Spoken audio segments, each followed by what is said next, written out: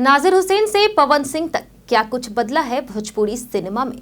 क्या आप जानते हैं कि पवन सिंह और खेसारी लाल यादव जैसे सुपरस्टार आज जिन ऊंचाइयों पर हैं, उस मंजिल की शुरुआत कहां से हुई थी? अगर नहीं जानते तो चलिए आपको लेकर के चलते हैं एक ऐसे दौर में जब सिनेमा ब्लैक एंड व्हाइट था और भोजपुरी भाषा की पहचान के लिए एक आदमी ने सब कुछ दांव पर लगा दिया था। उनका नाम था नाजिर हुसैन। साल था 1962। देश के पहले राष्ट्रपति डॉक्टर राजेंद्र प्रसाद ने एक सभा में नाजिर हुसैन से कहा, हिंदी फिल्में तो बहुत बनती है, अब कुछ भोजपुरी के लिए आप कीजिए। और फिर शुरू हुआ भोजपुरी सिनेमा का वो सफर जिसकी मंजिल बनी गंगा मैया तो है पियरी चढ़ाइबो। आज भोजपुरी गानों में भले ही ठुमका और अश्लीलता का बोलबाला हो, लेकिन एक दौर था जब भोजपुरी सिनेमा संस्कारों और समाज की झलक दिखाता था। सन 1962 में राष्ट्रपति डॉक्टर राजेंद्र प्रसाद की प्रेरणा से नाजिर साहब इतने प्रभावित हुए कि उन्होंने खुद ही भोजपुरी फिल्म की स्क्रिप्ट लिखी और कई डायरेक्टर्स प्रोड्यूसर के पास पहुंचे, लेकिन सबने उनका मजाक उड़ाया, कहा कि हिंदी फिल्म बनाइए, अब भोजपुरी में क्या झंझट ले रहे हैं। लेकिन नाजिर हुसैन नहीं माने। उन्होंने खुद के दम पर 1963 में पहली भोजपुरी फिल्म बनाई, गंगा मैया तो है पियरी चढ़ाइबे। इसके बाद 1977 में रंगीन युग की शुरुआत हुई और दंगल जैसी फिल्मों ने दस्तक दी। धीरे धीरे भोजपुरी फिल्में अंतर्राष्ट्रीय मंच तक पहुंची।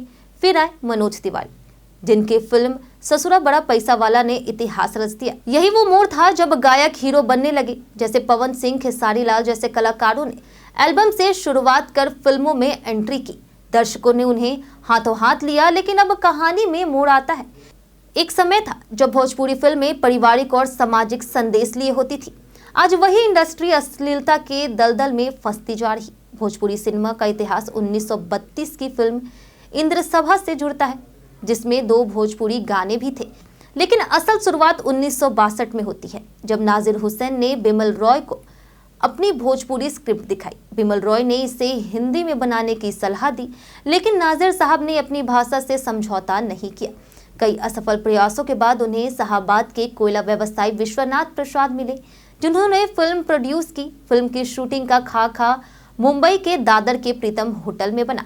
कुंदन शाह को डायरेक्टर बनाया गया और 1,50,000 रुपए का बजट तय हुआ, जो बढ़कर 5 लाख तक पहुंच गया। फिल्म ने 80 लाख का कारोबार किया। दहेज, विधवा विवाह, शिक्षा जैसे गंभीर विषयों को छूने वाली इस फिल्म को डॉक्टर राजेंद्र प्रसाद तक दिखाया जाना था, लेकिन उनके निधन से वह सपना अधूरा रह गया। इसके बाद हमार संसार, गंगा किनारे मोड़ा गांवड़ी, दंगल, महुआ जैसे फिल्मों ने सामाजिक मुद्दों को उठाया, लेकिन 2000 के दशक में इंडस्ट्री ढलान पर आ गई। फिर 2002 की सैया हमार और ससुरा बड़ा पैसे वाला ने जान फूकी, लेकिन इस बार कंटेंट में गिरावट आई। अश्लीलता, दोहरे अर्थ वाले गाने और सस्ते संवादों का बोलबाला हो गया। फिल्म हिट होने लगी, लेकिन संस्कृति हारने लगी। दरोगा बाबू, आई लव यू, बंधन टूटे ना जैसे फिल्मों ने करोड़ों कमाए, लेकिन कंटेंट का स्तर गिरा। दर्शक भी इसके लिए उतने ही जिम्मेदार हैं जिन्होंने अश्लील गानों को लोकप्रियता दी। आज भोजपुरी सिनेमा सालाना 100 करोड़ से ज्यादा का कारोबार करता है, लेकिन सवाल यह है कि यह कमाई किस संस्कृति को बढ़ावा दे रही। दक्षिण भारतीय फिल्में भी बदलती है, लेकिन अपनी जड़ों से नहीं कटती।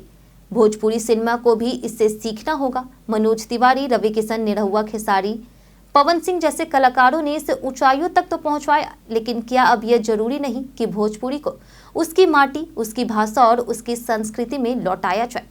हमें उन संघर्षशील कलाकारों को याद रखना होगा जिन्होंने इस इंडस्ट्री की नींव रखी। नाजिर हुसैन, विश्वनाथ प्रसाद, कुंदन शाह, जग्घन बाई। अगर हम इतिहास को भूल गए तो भविष्य कभी उज्जवल नहीं हो सकता। भोजपुरी सिनेमा की आत्मा को बचाना अब हमारी जिम्मेदारी है।